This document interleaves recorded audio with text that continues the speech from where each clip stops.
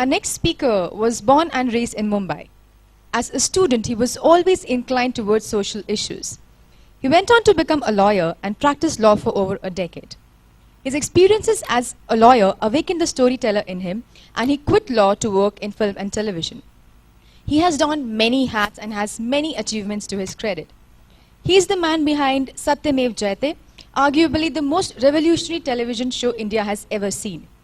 Ladies and gentlemen, let's put our hands together to welcome the man who shook the conscience of our nation. I present to you Mr. Satyajit Bhatkal. Friends, first let me say it's really an honor to be here, and after such illustrious and wonderful speakers who've done such amazing work, I'll try my best. The story of Satyamev Jayate begins sometime in early 2010 when Amir Khan asks to see me and we meet.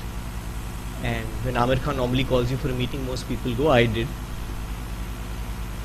And he said, Satya, I want to make a show on social issues. So I said, what kind of a show? So he said, I'm not sure what kind of a show it is. Why don't you try and figure that out? So we had a chat about what kind of a show we wanted to make. And the important takeaway from that was that we would move with no preconceptions. Television is a medium dominated by formats. There are game show formats, there are talk show formats, there are essentially a pigeonhole into which then you have to fit things in. The first thing we decided is that we would not work with formats. We would not even assume that Amir would be on the show. So then what is the method that we adopted? So we form a small team. Let's decide on a few issues and let's research these issues. So we set up a team, and very quickly we converted our office into some kind of a university library, more actually like a center from which students give exams. There were notes all over the place. Everything that could be gleaned from the internet was put together. We had books on the issues. We read up the research reports prepared by government, by NGOs, and we started accumulating data. And as we started accumulating data, we felt that, okay, we know now something about these things. And here we took an important decision. We said that paper can take us only so far. Now we need to figure out what it is that we can get from the field by talking to people. And when I say talking to people, I'm not talking of talking to people in a few cities.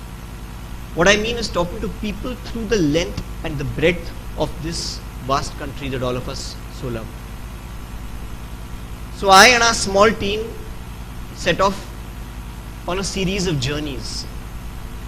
And for me, the entire story of Satyamev Jayate is essentially the story of a journey which was undertaken initially by a few people, but लोग बढ़ते गए और कारवां बनता गया. इस प्रकार से the number of people involved increased, and we had literally, I used to say that there was practically no hour of the clock when something was not being shot for Satyamev Jayate.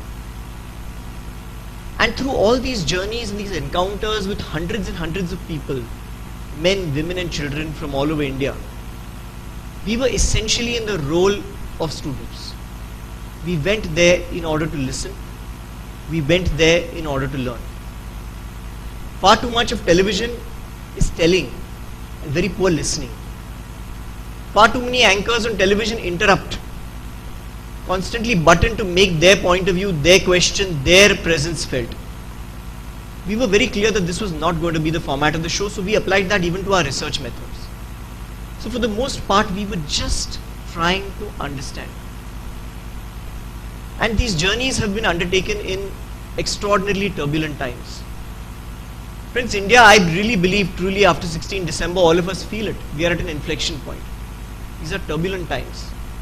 Times of great darkness, yet times of light. Times that drive us to despair, yet times that give us hope. Times that display great cruelty, but also times in which we see great compassion and feeling for our fellow human beings. I'm not going to speak to you a lot about Satyamev Jayate because those of you who've seen it have already seen it. There's very little I can add to it. What I would like to speak to you about is what we, or rather I specifically learned from it, because I entered into it as a student and I still remain a student in that sense, of a process in which we try and examine how can communication from a mass platform play some kind of a role in changing society. Because that was always the mission statement with which Amir, I and the rest of our team started out with. We really wanted to see what is the power, what is the potential of television, which today has become exclusively a medium of entertainment. What is the potential of this medium? What is our role as communicators in playing some small role to change society? What did we discover? Friends, so many of us who engage with social issues, whatever they be, feel frustrated about the state of affairs. We feel frustrated about the corruption, we feel frustrated about the filth, and we feel frustrated about the system. This is a word one frequently encounters. Why can't you change this country? The system won't allow you. What do we mean by the system? No great clarity, but overall what we mean is people who hold power. These could be people who hold power because they're in political office, or because they have high positions in the bureaucracy or in the police, or their friends who have money and influence and power. We often tend to blame everything that goes wrong in this country on the system. What did our journeys reveal? What did our research on the various topics that we picked up for Satyamev Jayate show us? Let's take the example of female feticide.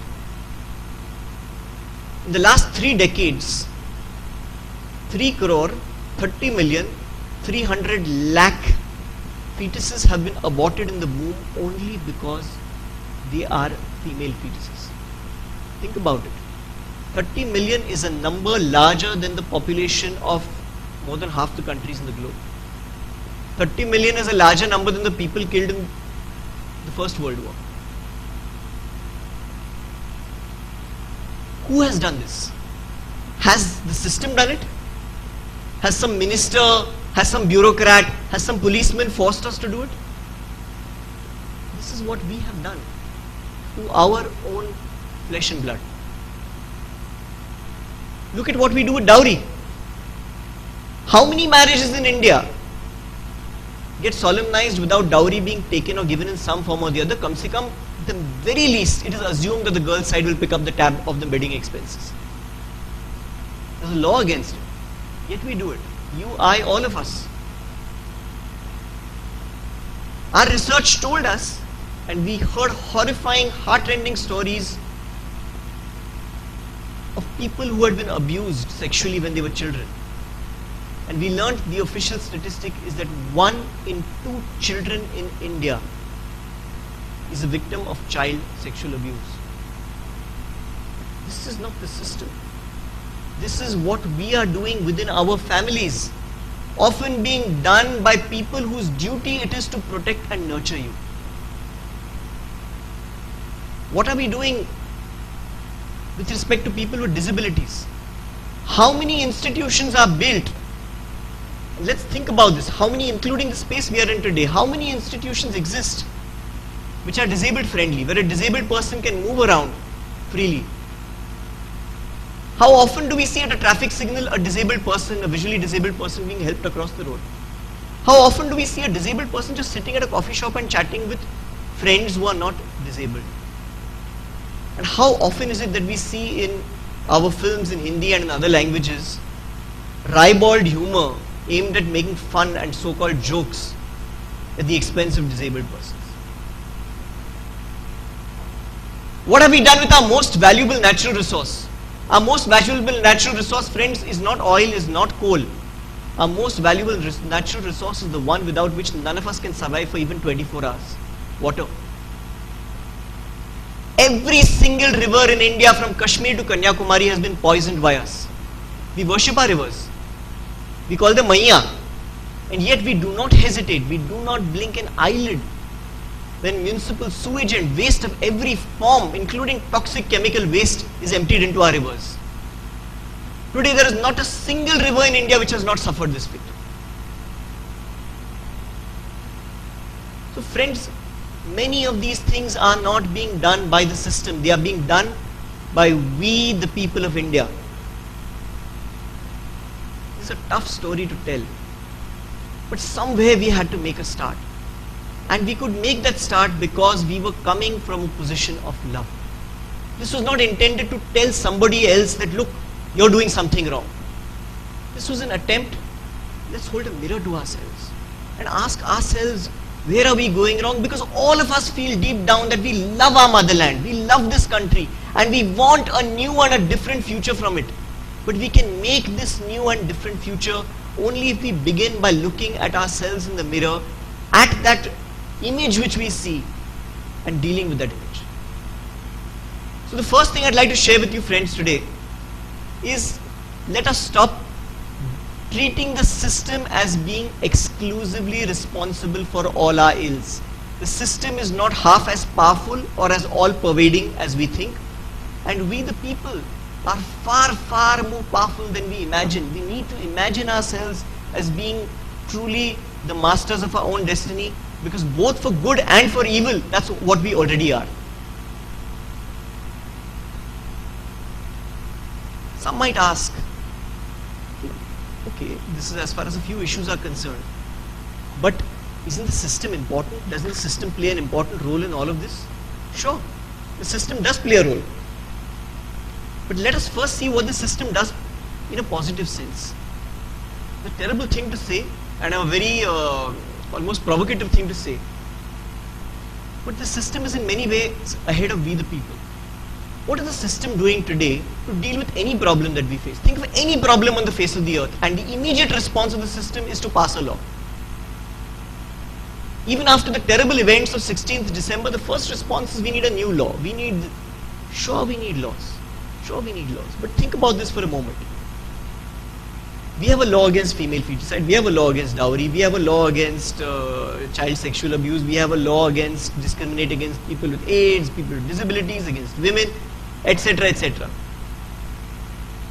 I used to be a lawyer for a good 10 years, and one of the first things you learn as a law student when you do attend lectures, which is rarely, is that India has more valid acts than any other country in the world. We hold the Limca, the Guinness, all the world records for the maximum number of acts. Think about it. Does America have a law against female feticide? Does France have a law against dowry? They don't. Not because they are backward, they don't need it. What we do is, we know deep down we can't solve this problem. So let's do one thing, let's pass a law and then bypass it.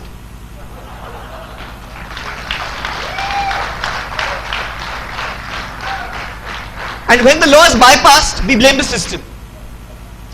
Yaar, I'm not responsible, yaar. Police apni kaam nahi kar rahi hai. What are we doing? Guys, it's worth thinking about. Let me just caution you that I'm not saying that we don't need the laws, and that we don't need to amend our laws. But my limited experience has told me that legislation is a necessary but not a sufficient condition of change. It's a necessary condition, yes, we need it, but it's not sufficient. Change will not happen only by a law. For change to happen, we the people need to change. And if we the people change, nothing in the world can hold us back. By this, I'm not saying that the system is irrelevant. Let nobody imagine for a moment that I'm an apologist for the system. The system sucks, it's terrible. I have personally seen, after our water episode was telecast, the Chief Minister of a very rich and powerful state came over, met us and told us what a wonderful episode. So I said, sir, is there something we can do to clean up the waters in your state? So he said, no, what happens is that, all this pollution is done by politicians who own sugar mills.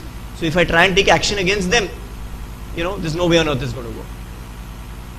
In Rajasthan, we pointed out the case of a sting operation done by two very brave journalists, in which over 100 doctors had been caught on camera saying atrocious things like, kuch nahi hoga, Yamuna mein dalo, khatam ho jayegi. All this we showed on television, and we can see how the government and the entire system has worked over time to make sure for years that no prosecution happens. Of course, now the prosecution has started and we are hoping for the best, but this has been for the longest. So the system does matter, but the system in many ways reflects the problems in the mindset of society. Defective as our democracy is, our politicians, our administrators, our police are deeply aware of the social consensus. They know what people think and how people think. They don't enjoy power because they're foolish. They enjoy power because they have understood, so to say, our mindscape. Think about it, after 16th of December, we had a spate of politicians from left to right uttering utterly reactionary patriarchal statements on television. There's no political party that was left out. A lot of people said, what's wrong with these guys? Have they got foot in the mouth disease? But the truth is they don't have foot in the mouth disease. They are catering to a constituency. And they're catering to a constituency that looks down upon women. They're catering to a constituency which claps and cheers and jeers when women are addressed and treated in a sexist and discriminatory manner. So they know exactly what they're doing. All those horrible phrases that we have heard are phrases aimed at people who will clap for them. This is a public display of men's locker room talk. The point I'm trying to make is this, that when politicians and cops protect those who engage in honor killings, they sense, and correctly so, and this we've experienced very recently, that an honor killing, they don't look at it as a crime. It is not an IPC 302. They look at it, yaar, ghar ki izzat hai, kuch to karna padega usko. They actually justify it. This is what we have personally encountered in case after case after case. In order to take on all these elements effectively, we will have to turn on the spotlight to ourselves. We will have to hold a mirror to ourselves, and will have to see ourselves as we are, so that we may become that which we dream of. And that's what Satyamev Jayate was about for all of us, and that's what we tried to do. We tried to become a mirror. We mirrored what was beautiful in India, but also tried to mirror what was ugly. We mirrored our strengths, but we also tried to mirror our weaknesses. And all of this we tried to do with love, which is why we had a very unusual title song. But the title song is a love song addressed to the country. Tera rang aisa chad gaya, koi aur rang na chad sake. It was intentionally done. This is us, this is who we are, and this is whom we love. And we will need to change in order to make ourselves fit and worthy of this country that all of us so love. Friends, in all our travels, in all our journeys, one of the things that particularly struck me was that people all over the country are discontented. You ask anybody, are you happy with the state of affairs in this country? And especially the youth say, no, we are not. They are upset, the pathetic condition of the roads, of infrastructure, of public spaces, the filth, the corruption. And there is an increasing desire among the youth to take all of this on. What I would like to ask is, and youth are coming forward, that's a wonderful and a beautiful thing. But can we take on the system? Can we change all these things unless we change ourselves? Can we retain dowry deaths and female feticide? Can we discriminate against Dalits and tribals? Can we seize the lands of the poor and still take on a corrupt power structure? Can we be maliciously divided on the basis of jati and religion and still have moral strength to take on those who use power for personal gain? See, moral strength is a very rare commodity, and this is a very funny thing I want to share with you. You talk to anybody about corruption in this country, what is the facial expression that you will see? Think about it. How many of you all have seen a person getting actually angry in the face of corruption? Put your left hand up. And how many of you all see a smile when you're talking about corruption? Put the right hand up. Somehow, all of us, think it's one big joke. When Harshad Mehta's suitcase episode took place, Harshad Mehta was treated as a youth icon. It's a fact. We have among icons people who have accumulated wealth, and the accumulation of wealth by any means is treated as something which is to be admired. And I find that a really strange and a disturbing phenomenon. And I find it even in popular culture. When you have a film which glorifies a hero who, acquires money through dubious means, and we think that's cool. I think we really need to think about where we are going as a society. I'm sorry if I'm sounding like a moralizing school teacher, but let me come to the good part. The good part of it is this, that if we are the problem, the beauty is that we are also the solution. Of all there's practically no problem in this country which we don't have the means to fix. I grew up in the 70s. And the 70s, we always thought of India as a third world country. Yaar, itna gareeb hai, we don't grow at more than 3.5% per annum. How are we ever going to solve our problem? Our big problems we always thought would be solved in some other century, if not millennium. Well, the millennium changed quickly, but certainly it was not in our lifetimes. Today, I think instinctively all of us know that we have the resources, both of money, materials and technology, to solve all the major problems which our country faces. Whether it is illiteracy, whether it is public health, whether it is housing, whether it is poverty, all the means exist. There is absolutely no reason why this country should not have middle income living standards within 5 years, if we really want to. And yet we know we are not getting there. Everyone knows we are not getting there.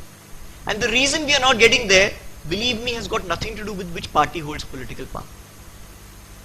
The reason we are not getting there perhaps is that we have yet to figure out how we as a people can come together to solve our problems. I'm going to give you a slightly weird example in order to make my point. It may sound trite, it may sound casual, but bear with me. I'm going to give you the example of a traffic jam. What happens typically in a traffic jam in Turner Road in Mumbai? Driver A is going along the road following his lane. After some time, he realizes that these cars have stopped ahead. So he feels that, look, let me get ahead of these guys. So he opens up another lane which is on the opposite side of the road. The guy behind him also starts following him in that lane. After some time, this narrow 2-lane road has cars in opposite directions facing each other in such a way that no car can move either backward or front. Hasn't everyone experienced this? It's a classic gridlock. Here it's not a problem that the road is narrow. The road is adequate. It may not be great, but it's adequate. Cars would flow. But because we tried to jump ahead, we actually jumped behind.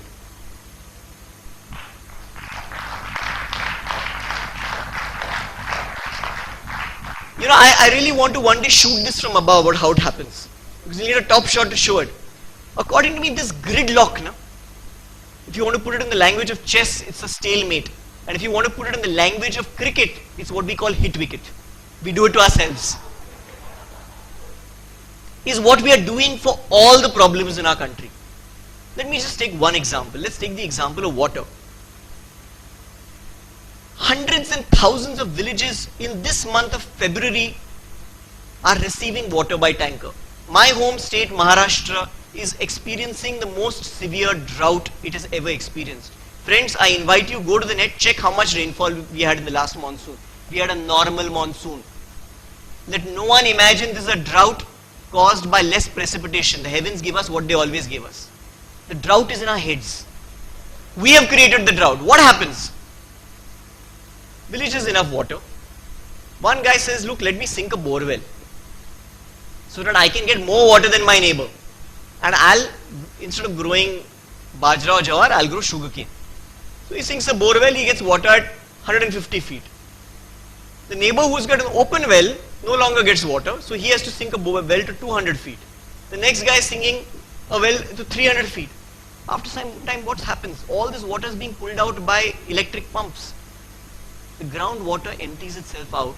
Even at 500 feet, you can't find water. Now nobody has water. And the entire village depends on tankers which are draining the water from some third source which will also run dry in due course. This is what we are doing to ourselves. So we have a choice. We either learn to work together and we solve our problems, which people did solve. In our episode, we showed two villages separated from 15 kilometers from each other. One was called Usman Nagar. And Usman Nagar, when we shot, there had been 6 deaths in trying to get water from the tanker, because when the tanker arrives, it's impossible to describe the scene. It's so heart-rending. You have children, because they're the only ones who can do this job, throwing their pipes into the tanker and swarming on the tanker like ants would do on a grain of sugar. This is in 2013 prosperous India. This is the halat which we have done to ourselves. And In this process, the tanker water is slippery, children slip, get crushed. We had on the show, we had a parent who spoke about how his son was killed. And just before coming here, I again spoke to the people from Usman Nagar who told us that 2 more women have died in the first week of February in this manner, trying to get water from a tanker. And just 15 kilometers away from Usman Nagar, there is another village where they have so much of water, because the first thing they did is they said no bore wells, no sugarcane cultivation, and we will get together, do Shramadan, and we will harvest our rainwater. And they have so much water, they have water available to swim. So this is the situation on, so whatever our issues are today, we don't need more money. We can solve illiteracy with the existing resources. We can solve health with the existing primary health centers. But if I get into the detail of what is happening in education, what is happening in the primary health centers, again and again we find this sense that we are connected to each other. Somewhere that is missing. The sense that we have to build a nation together, that is missing. The sense that we have to commit to each other, just be honest to our professions, even that is missing. You know, I used to be a lawyer, and my big complaint about many of our professions is that far too many of our professions we believe exist for the professional. I'll tell you what I mean. Doctors have started believing that the profession of medicine exists so that doctors can make a living. That's not why it came into existence. It came into existence so that patients can get well. Lawyers believe that the courts and the justice system exist so that they can make a living, and they should. But that's not why it exists. It exists for people to get justice. The profession of education exists, teaching exists for children to get educated. And too many of these things, if we just get this one small shift in focus, we can solve so many of our problems today. Friends, we've had a big ray of light, a big breakthrough, and I think this is an inflection point in Indian history.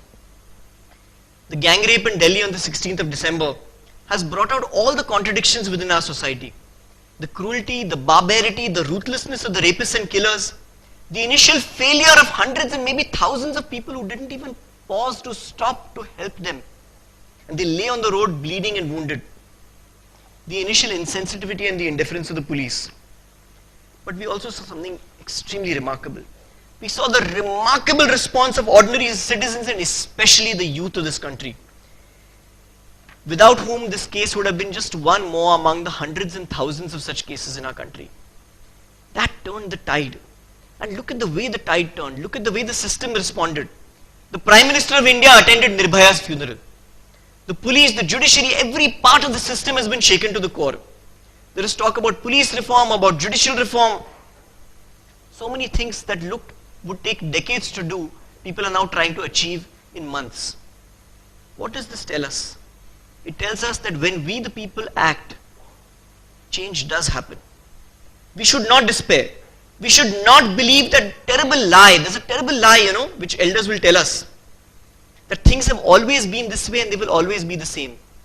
हमारे बाल पक गए ये देखते देखते. आपके बाल पके होंगे लेकिन ये और आगे ऐसे नहीं होगा. Things are going to change and the youth are not going to take it anymore.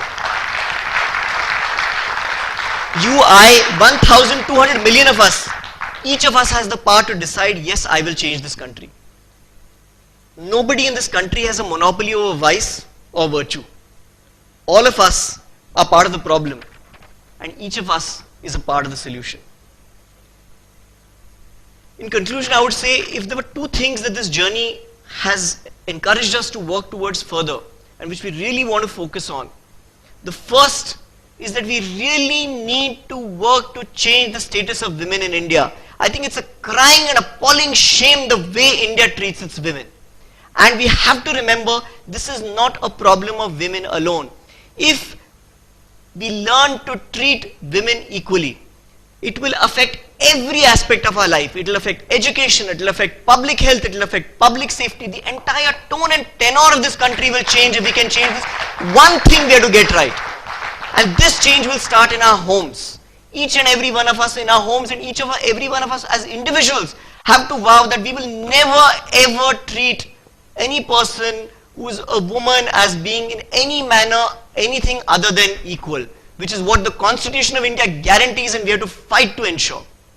The second thing is that we have to learn to work. We have to rediscover we the people is a we. It is not I. It is not I and I and I and I. It is we the people. We have to discover this ability to work together, and it's difficult. Look at any cooperative housing society and see how everybody refers to, "Arey wo society kuch nahi karti." Arey, it is us. We have to turn that they into us. We have to discover what binds all of us as a people. And if we can believe in this, then I think we can truly achieve our vision of India. Let me conclude by saying that some of what I've said is an oversimplification, and I agree that things are not as simple perhaps as I'm putting them out to be. But at the core of things, the core is always simple, and we need to believe in that dream. And many of you here, I'm sure, have dreams for yourselves. What you all plan to do with your lives, what jobs you're going to have, what careers you're going to have, and you should have a dream and you should be selfish about it and pursue it. But also be selfish for your country. Also have a dream for your country. Because nobody is going to deliver that country we all dream of on a platter. We are going to have to create it. And we'll create it with effort, through struggle, through sacrifice. We'll make mistakes. But we can create it. There's been a lot of talk today about youth. I'd like to say the youth have really set an example to all of us. But, this is not only the task of the youth. I think it's very easy for those who are not youthful to say, "Oh, this is your job, we've screwed, now you all handle the problem." No. This is the problem of every person in this country. This is the problem of my children, this is the problem of my generation, this is the problem of my father's generation. And all of us, from 6 to 60 and 80 and 90, we are all going to get together, and I can feel palpably this wave of change, of a country dying to make a new beginning. And I'm so privileged that Satyamev Jayate has enabled us to play some small role in this process. Thank you very much for being patient with me.